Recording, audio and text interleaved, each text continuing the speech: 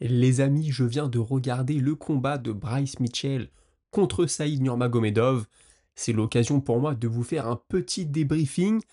Bryce Mitchell a réussi ses débuts chez les poids coqs. Une victoire. Une victoire qui n'a pas été si facile que ça quand même. On a eu une petite frayeur au premier round. Il prend un beaucoup de genoux en contre. Et ça me permet d'aborder un point assez important le concernant. Son grappling est très bon. Une fois au sol, il est très dangereux, mais je trouve que sur ses entrées de takedown, il prend beaucoup de risques. Là, au premier round, il a pris un coup de genou en contre. Ça aurait pu être la fin du combat.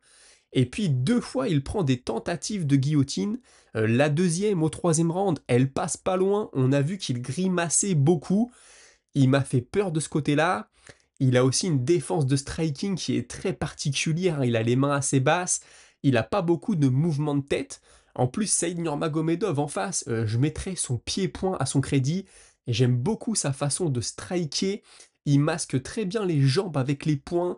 Il t'envoie un gauche-droite en ligne, puis la jambe arrière qui arrive juste au-dessus de l'épaule, redescendante au niveau du cou.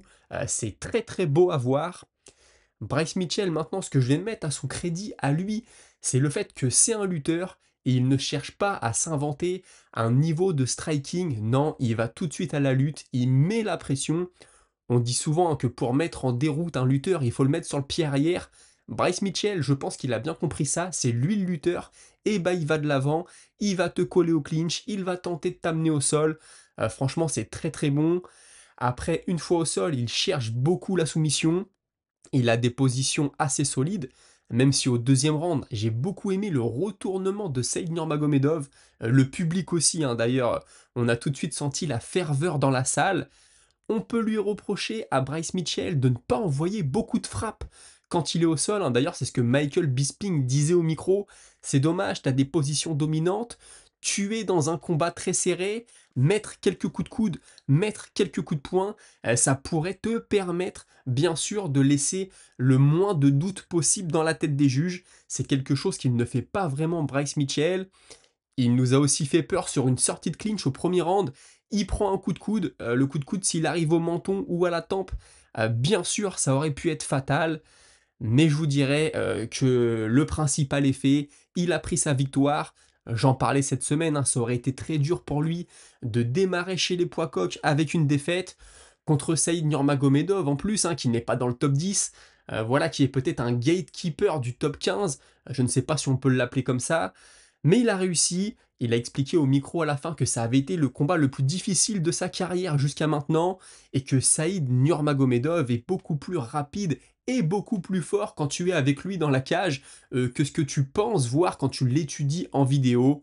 Et puis il a aussi dit, hein, que c'est Dana White qui déciderait de la suite pour lui. Il n'a jamais refusé personne, il est partant pour n'importe qui. Donc il fera ce que lui dit l'UFC. Et puis je voulais revenir aussi sur une de ses déclarations dans la semaine, hein, où il disait, voilà, je descends chez les poids coqs, chercher un second souffle, donner un second souffle à ma carrière. C'est quand même assez couillu de sa part parce qu'il quitte les poids plumes. Les poids plumes, ça fait un petit moment que le top de la catégorie, on tourne en rond. Il y a peut-être une place à se faire, hein, même si bien sûr ça serait pas facile. Là, chez les poids coqs, il y a énormément de monde. Le top 15, le top 10 est extrêmement fourni. Donc ça n'est pas un défi facile. Espérons pour lui bien sûr que ça passe. Donc je vous résume, hein, ma pensée, il est très bon au sol, c'est un lutteur et il le sait, donc il met la pression. Son objectif, c'est toujours de t'amener au sol. Mais attention, ces tentatives de takedown, parfois ses adversaires les voient venir. Attention au placement de tête, il aurait pu se faire contrer, ça aurait été dangereux. Et puis moi, sa défense de pied-point me fait peur aussi. Mais écoutez, le principal est fait, il a remporté le combat. Et encore une fois, félicitations à lui.